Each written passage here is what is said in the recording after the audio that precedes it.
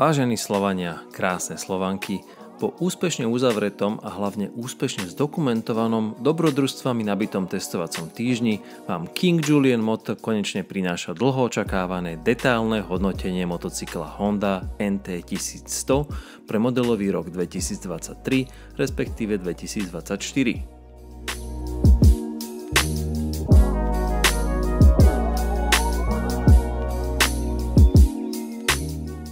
V motocyklovom svete plnom cestovných endur donedávna existovala medzera, ktorú vnímali predovšetkým jazdci hľadajúci výkon, ľahkosť ovládania, komfort na dlhých cestách a technologickú vyspelosť, a to bez potreby špecifického imidžu alebo fyzických proporcií endura.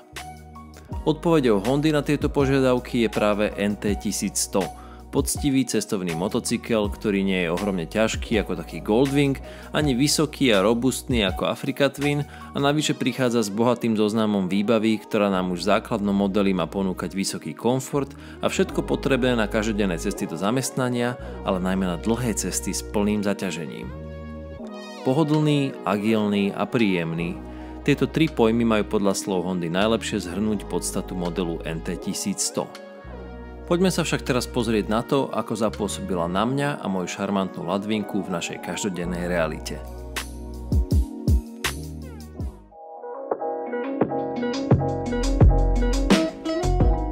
Ako základ pre tohto sympatického cestovateľa poslúžili oceľový dvojitý kolískový rám a charakterný dvojvalcový motor z extrémne populárnej CRF 1100L Africa Twin.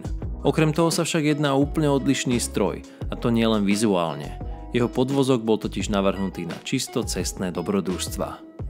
Odpruženie zaisťuje vpredu inverzná 43 mm kazetová vidlica Showa a vzadu centrálny tlmič s hydraulicky nastaviteľnou pružinou.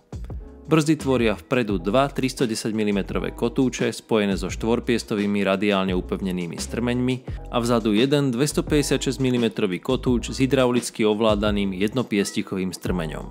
Motorka je z továrenskej linky obutá v pneumatikách Metzler Roadtec 01. Spomínaný dvojvalcový motor má zdvihový objem 1084 cm3 a produkuje maximálny výkon 75 kW pri 7500 otáčkach a maximálny krútiaci moment 104 Nm pri 6250 otáčkach. Nasávanie a výfuk sú vyladené s dôrazom na čo najhladšiu akceleráciu a príjemný zvuk, ktorý znie konkrétne takto.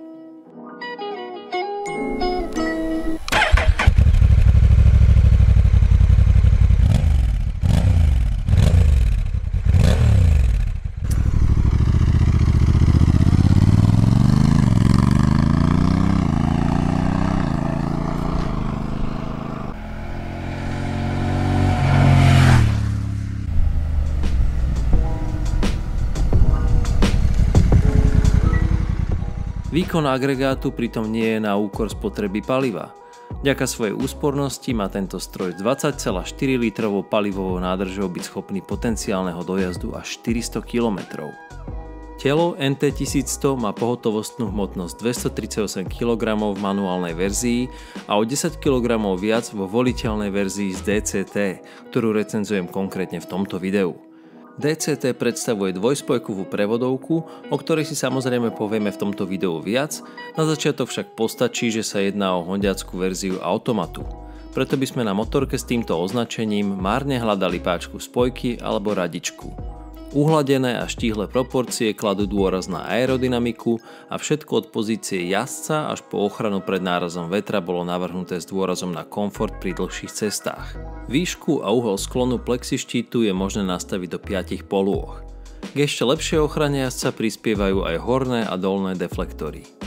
Bohatá elektronická výbava obsahuje okrem iného farebný 6,5-palcový dotykový TFT displej, ktorý ponúka prispôsobiteľné zobrazenie požadovaných údajov a disponuje technológiami Apple CarPlay a Android Auto, dvojkanálový systém ABS, systém nastaviteľnej kontroly trakcie s 3 úrovňami, systém na zamedzenie zdvíhania predného kolesa, kompletné LED osvetlenie vrátane ukazovateľov smeru s funkciou automatického vypínania či výstražných svetiel na núdzové brzdenie, bezpečnostný systém HISS a súčasťou závidenia hodnej štandardnej výbavy sú aj tempomat, vyhrievané rukovete, USB-A zásuvka a 12V zásuvka.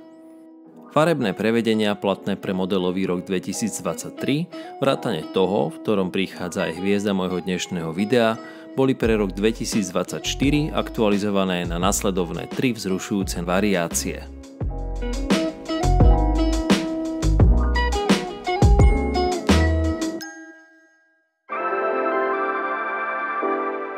Ortodoxný cestovateľ, a.k.a. dovolenková motorka je kategória, v rámci ktorej by som ako potenciálny majiteľ mal asi najvyššie možné nároky. Očakával by som maximálne komfortnú ergonómiu pre jazdca aj spolujazdca, vrátane dokonalej ochrany proti vetru a kvalitného sedadla, ľahké a intuitívne ovládanie, možnosť rýchleho prispôsobenia mašiny preferenciám jazdca ideálne priamo zo sedla, bohaté možnosti úložného priestoru a samozrejme poriadne výkonný motor, ktorý bez problémov utiahne aj 2 osoby a plne naloženú motorku. Poďme si teda tieto náročné požiadavky rozmeniť na drobné a pozrieť sa, ako sa s nimi popasovalo NT-čko. Sedadlo je umiestnené vo výške 820 mm, čo ma úprimne zaskočilo. Od motorky, ktorá zdieľa srdce s robustnou Africa Twin, by som nečakal posed len o 10 mm vyšší od športovej CBR 650R. Je to však jednoznačne pozitívne prekvapenie, keďže väčšina jazdcov bude určite vedieť dosadnúť na zem celou plochou oboch nôh.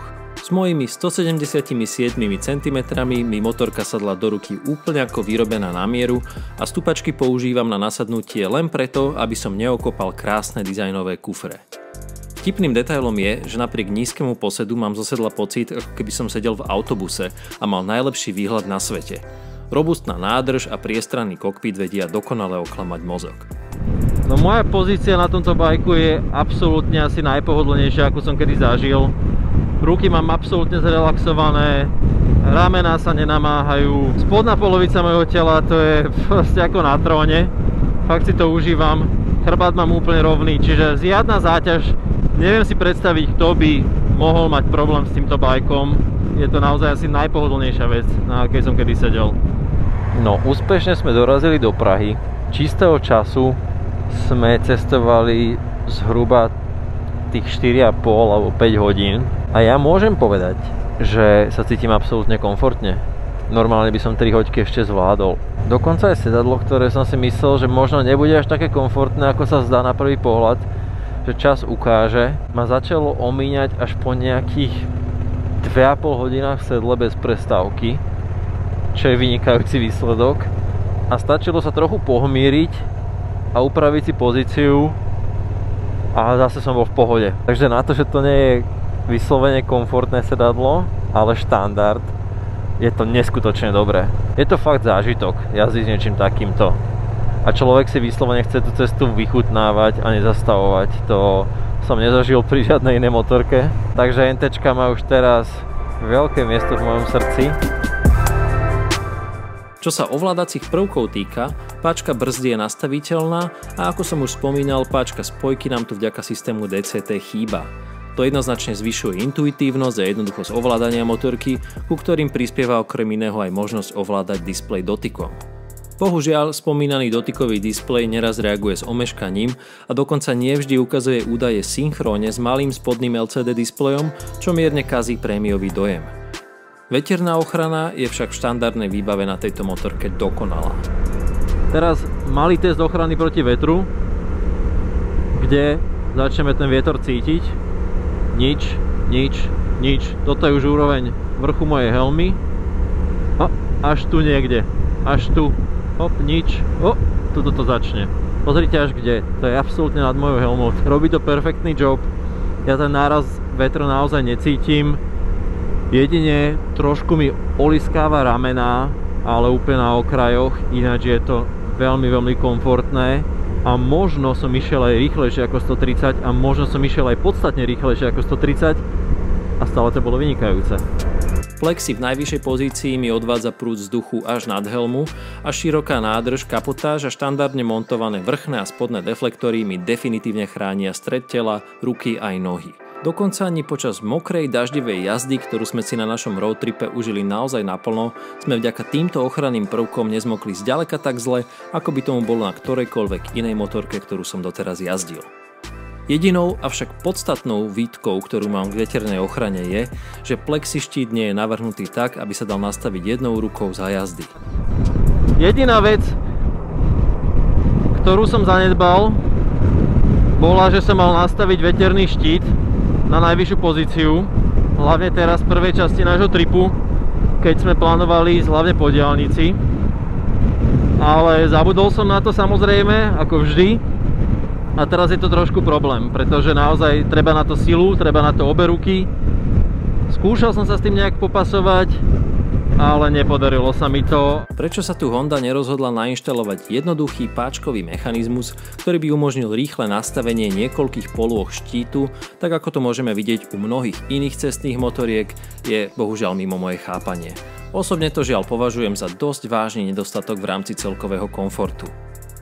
Menším prekvapením už je, že priamo zo sedla na tomto modeli nenastavíte ani podvozok, keďže nie je elektronický.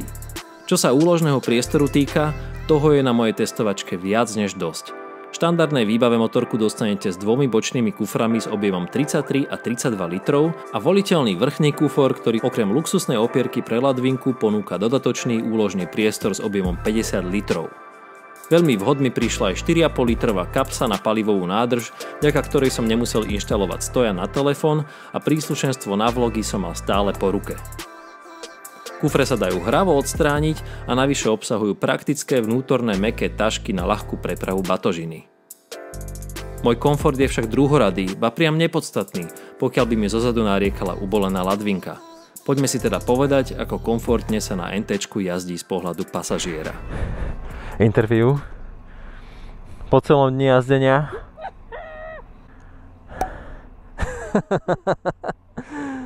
Čo bolo komfortné?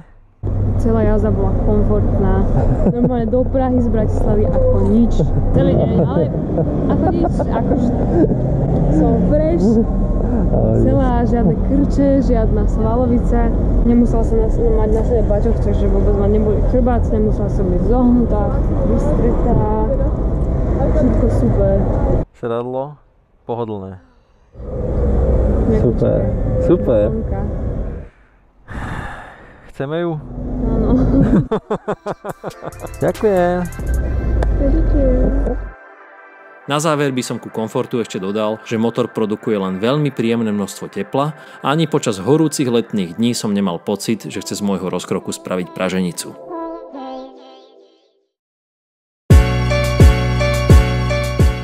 Najvýraznejším elektronickým prvkom je u tejto verzie NT1100 samozrejme dvojspojková prevodovka DCT. Okrem toho, že umožňuje jazdu bez akéhokoľvek manuálneho radenia, tento inteligentný elektronický pomocník aj zbiera údaje o vašom štýle jazdy, ktoré mu majú neskôr pomáhať čo najpresnejšie vyhodnocovať načasovanie radenia prevodových stupňov. Znamená to však, že DCT vie viac menej plnohodnotne nahradiť takú kontrolu nad motorkou, ako by mal jazdeť s manuálnou prevodovkou? Samozrejme, že nie. Automatické radenie sa dá v prípade potreby prepnúť aj na manuál, čo však v kontexte DCT znamená konkrétne radenie pomocou páčok plus a mínus na ľavej strane riadidiel. Manuálne sa dá zároveň doraďovať aj v plne automatickom móde a občas sa to naozaj hodí. Motorka sa totiž v základnom drive móde drží konštantne vo vysokých kvaltoch a nízkych otáčkach, aby tak docielila čo najekonomickejšiu jazdu. Ale potom prichádzajú momenty, keď potrebujem predbehnúť nejaké auto a keď idem napríklad 60 a motorka je v 6. kvalte, tak si viete predstaviť, že sa to začne celé triasť a trvá tomu 2 týždne, kým sa to rozbehne. Okrem manuálneho radenia sa tento problém dá čiastočne vyriešiť aj režimom športového radenia s 3 úrovňami intenzity, ktorou motorka preraďuje neskôr a všeobecne sa drží vo vyšších otáčkach, pripravená doručiť okamžitý nával sily. Na diaľnici používam samozrejme drive, dostanem sa na moju požadovanú rýchlosť, v tomto prípade 130 km za hodinu, kopnem tam tempomat a vozím sa. Ale mimo diaľnice, keď si chcem užiť trochu športovejšie jazdy, sa mi najlepšie osvedčil mód športového radenia, 2. stupeň z 3 a samozrejme veľa manuálneho doraďovania, pretože ako som už spomínal, tá motorka vyhodnocuje situácie určitým spôsobom, ale v reáli si to ja predstavujem inak. Niekoľkokrát sa mi stalo, že si motorka zmyslela preraďovať akurát uprostred prejazdu ostrov zákrutov, čo ma mierne povedané nepotešilo a menej mierne povedané aj celkom nasralo. Hold, žiadny počítač nebude vedieť dokonale čítať myšlienky jazdca. Z mojej osobnej skúsenosti si teda dovolím tvrdiť, že systém automatického radenia DCT by mal vyhovovať najmä kľudným, mentálne stabilným jazdcom, ktorí si radi užívajú pohodlie, pekné výhľady a ničím nerušenú jazdu príjemne monotónneho charakteru. Ja osobne by som sa však radšej rozhodol pre tradičnú manuálnu prevodovku a ako praktický doplnok by som si zvolil napríklad Quickshifter. Ďalšou, dokonca v tomto prípade asi najlepšou možnosťou by bol nový systém e-clutch od Hondy, ktorý však tomuto modelu zatiaľ nie je k dispozícii. Ale len zatiaľ. Ale teraz už poďme riešiť niečo iné ako prevodovku. Táto motorka toho ostatne ponúka oveľa viac. Čo sa TFT displeja týka, tento je veľký a prehľadný a ako som už spomínal, dotykový, čo je veľká frajerina, ale aj spomalený, čo už je teda menšia. Dá sa prepnúť do svetlého a tmavého farebného rozhrania alebo do automatického nastavenia, v ktorom farby preklápa podľa svetelných podmienok. Okrem toho sa na ňom dá podľa potreby nastaviť niekoľko možných grafík s rôznymi úrovňami zobrazených detailov.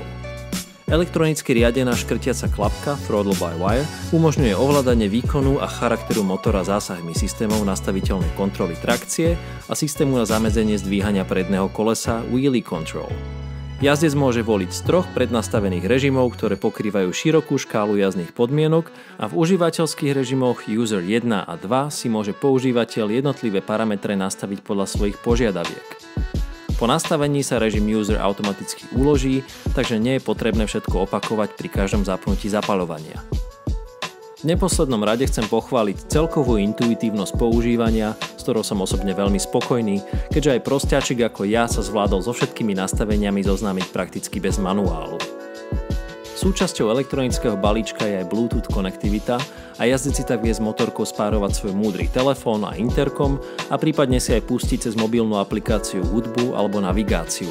Týmto funkcionalitám som sa síce úprimne do hĺbky nevenoval, ale na základe mojich bohatých skúseností s motocyklovými aplikáciami predpokladám, že navigácia bude aj v tomto prípade stáť za makový prd. Čo však funguje na výbornú sú vyhrievané rukovete, tempomat a 2 zásuvky 12V a USB. Všetky tieto luxusné doplnky navyše opäť prichádzajú v štandardnej výbave.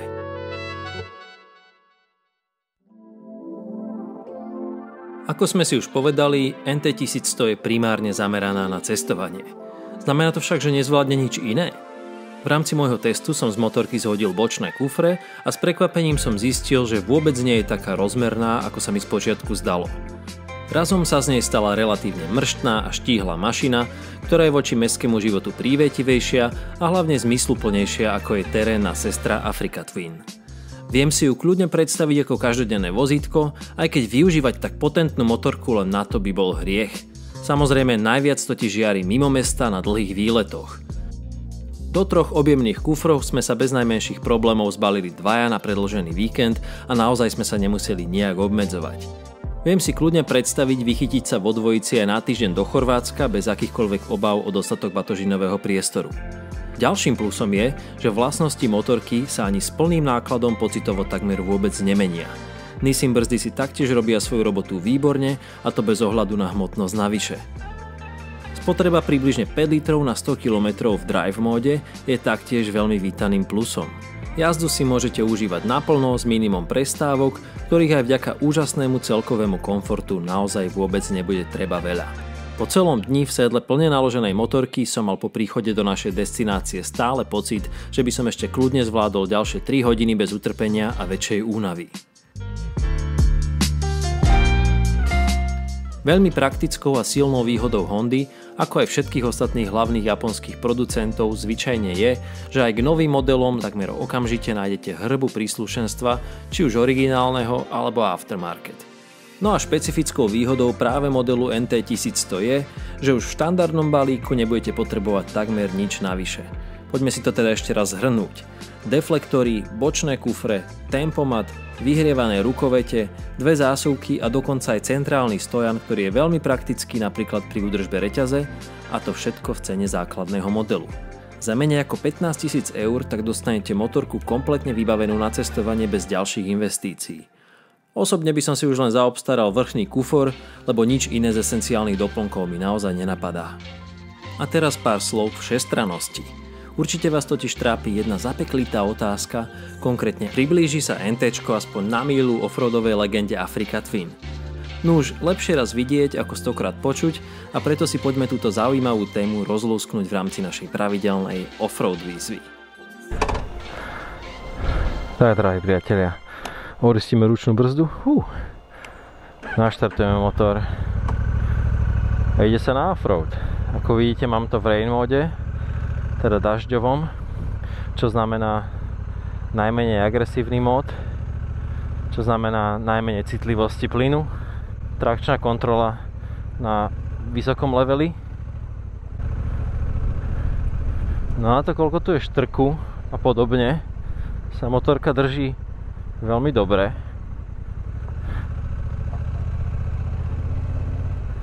Na to, že to teda vôbec nie je motorka zameraná na offroad, ale vyslovene cestný bike, tak tlmiče si robia svoju robotu perfektne, to je naozaj príjemné a myslím si, že v rámci cestovania, ak by ste sa dostali na taký nejaký náročnejší, jemne offroadový úsek, tak NTčko to zvládne úplne s prehľadom. Pekne si to pláva, ale dávam si samozrejme pozor, pretože motorka je nízko posadená, má tie malé kolieska a nechcem ju oškrieť zo spodu. Ale takto, keď človek ide opatrne, tak si dokonca vie ten lightový offroadík aj vychutnať. No a to DCTčko, ja som vravel už pri teste Africa Twin, že mi tam chýbala tá možnosť hrať sa so spojkou. Chýba mi to aj tu, úprimne. Nezvykol som si na to DCTčko zatiaľ, za tie dva bajky, ktoré som testoval v tomto smere, ale cítim sa veľmi komfortne. Je to fajn. Tým, že ten plyn je naozaj veľmi taký vláčny v tom dažďovom móde, tak sa cítim úplne v pohode, že keby som to nejakým nešťastným zázrakom, to boli rúže asi trne. No paráda. Hrbole, diery, hlavne štrk a prach, všetko to NTčka zvládla úplne na vynikajúcu. Offroad výzva zmáknutá, bez sebe menších problémov.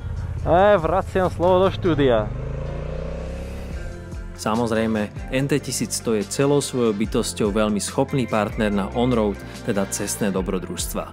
Veľké prekvapenie sa teda nekoná. Okrem ľahkého offroadu sme si nakoniec nechcene vyskúšali aj veľmi mokrú jazdu, ktorú motorka taktiež zvládla bez najmenších problémov. Z továrenských pneumatík som nemal za žiadnych okolností pocit, že by to v rámci rôznych poveternostných podmienok nezvládali na výbornú.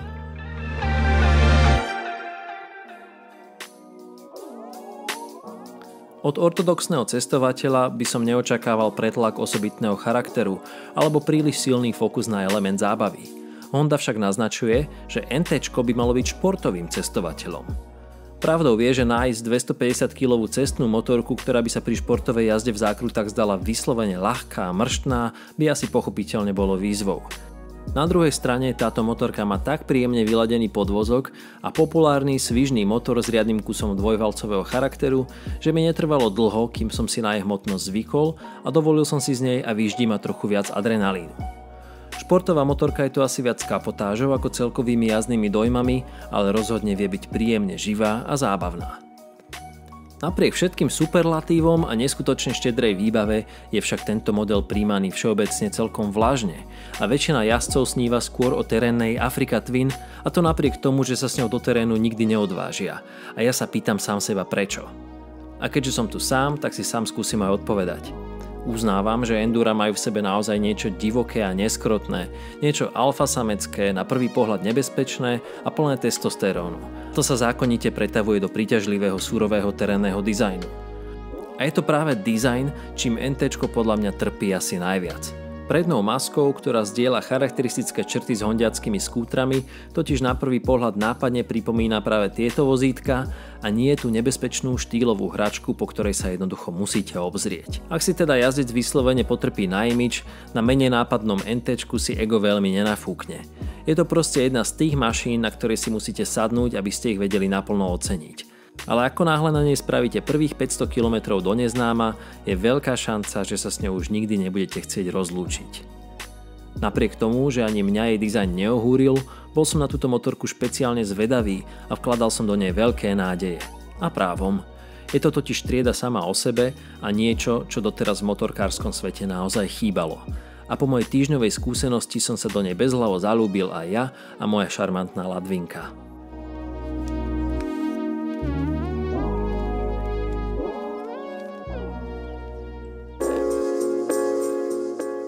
Zefektívňovanie výroby zdieľaním vysokého percenta komponentov naprieč modelmi si síce môže vybrať daň na dizajne a wow efekte jednotlivých výsledných produktov, avšak táto stratégia má jednoznačne pozitívny vplyv na kvalitu a spoľahlivosť, ako aj finálnu cenovku. Na NT som však predsa len našiel jeden fyzický nedostatok – obnažené káble pod palubovkou. Tých pár centimetrov izolačného materiálu by snad pánov inžinierov z Hondy nezabilo, ale okrem toho v rámci kvality spracovania už tradične nesklamali. NT je poriadny kus motorky, ktorý by som naozaj dôveroval, že ma na dlhých cestách podrží.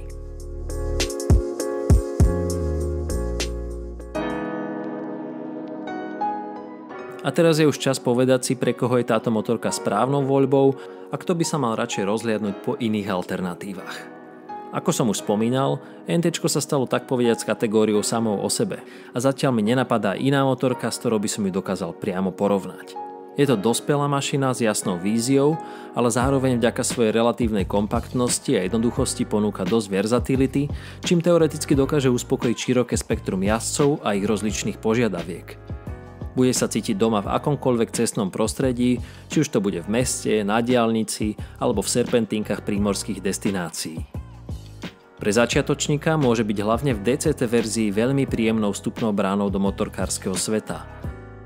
Radový dvojvalcový agregát z Africa Twin nevystraší a vie byť hlavne v štandardnom drive móde umiernený a krotký, ale pri troche odvahy a drzosti a hlavne v športovom móde vie ponúknuť dostatok sily a krúťaku, aby si tak aj s takmer 250 kg mašinou jazdec mohol užiť skvelú zábavu so športovým nádychom. Dokáže tak však určite očariť aj ostrielaného jazdca, ktorý by chcel mať v garáži jedinú všestrannú dvojkolesovú partnerku na každý deň a kľudne aj celý život. Navyše má zázračnú schopnosť baviť vás aj na diaľnici a je naozaj radosť na nej vyvážať spokojných pasažierov a sledovať ich úprimné nadšenie. V rámci svojej misie je to však stále relatívne budžetový stroj, preto kto by si chcel uletieť na najnovších technologických vymoženostiach a naozaj ovládať celú motorku priamo zo sedla, si tu v rámci jej výbavy prirodzene nepríde na svoje. To môže byť jasný dealbreaker pre nejedno náročné alfasamecké ego, no na druhej strane pre všetkých ostatných vášnivých cestovateľov by mohla byť motorka týchto kvalít naozaj mokrým sníčkom. Osobne ma až mrzí jej vlažné prijatie, keďže by som po nej okamžite hrabol všetkými 20 a v mojej vysnívanej garáži dokonca nahradila doteraz panujúcu Africa Twin ako ideálnu druhú motorku. Než ja milujem túto motorku, normálne ju zbožňujem, úplne som v riti z toho, aké to je skvelé. Fakt, na cestovanie je to neuveriteľne dobré. Odkedy som si zvykol na to, že je to absolútne niečo iné ako to, čo mám ja doma, tak si to strašne užívam a už sa teším na ten čas, keď si budem môcť dovoliť túto motorku kúpiť. Lebo akože ja si ju 100% kúpim. Nie je to prehnané, to sa mi veľmi páči. Nie je to proste prehnanie hlupo obrovské. Nie je to žiadna vec, na ktorej by ste si mali merať pipíkov alebo niečo. Áno, je to všestranné. Áno, dá sa s tým ísť aj športovo. Na to, akú záťaž to znáša počas nášho výletu, je to úžasne obratný bike. Úžasne živý. Fakt sa mi to veľmi páči. Trvalo nám chvíľku, kým sme si na seba zvykli, samozrejme. Trvalo mi chvíľku, kým som pochopil, ktoré nastavenie v rámci DCT systému je pre mňa najideálnejšie, ale garantujem vám, že behom prvého týždňa sa do tejto motorky absolútne zamilujete a budete chcieť ju mať aj v noci v posteli. A to je z mojej strany na dnes všetko. Prosím, ak sa vám video páčilo, neváhajte mi to dať vedieť lajkom, komentárom, odberom alebo ideálne všetkými 3 spôsobmi. Jazdite opatrne a hlavne s radosťou a dovidenia pri ďalšom videu.